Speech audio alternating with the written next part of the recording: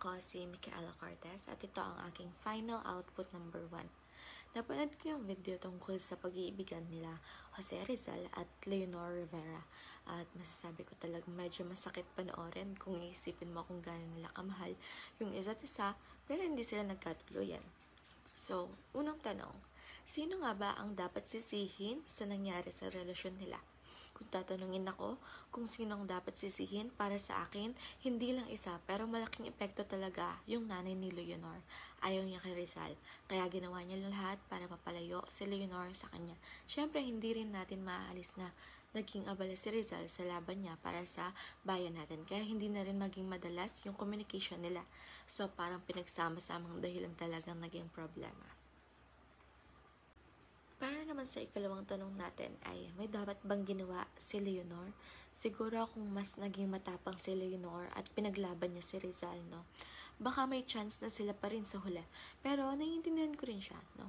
Babae siya sa panahon na halos walang kalayaan ng mga babae na pumili para sa sarili nila. Lalo pa malakas yung impluwensya ng magulang niya. So parang hirap din talaga para sa kanya na labanan yun. At para naman sa ikatlo nating katanungan, may dapat bang ginawa si Rizal? Kung tutuusin, siguro kung mas naging consistent si Rizal sa pagsulat o sa pag-update niya kay Leonor, baka hindi siya nawalan ng pag-asa, no? Pero, gets ko rin siya. Ang dami niyang ginagawa para sa bayan.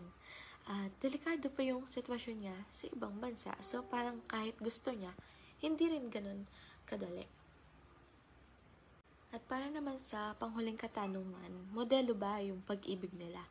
Hindi siya modelo kung ang ibig sabihin natin ay ideal love story kasi hindi sila nagkatuloy na at ang dami nilang dinaan ng sakit. Pero siguro, modelo siya ng pagmamahalan na totoo at matatag kahit maraming hadlang. Nakakalungkot lang kasi mahal nilang isa't isa.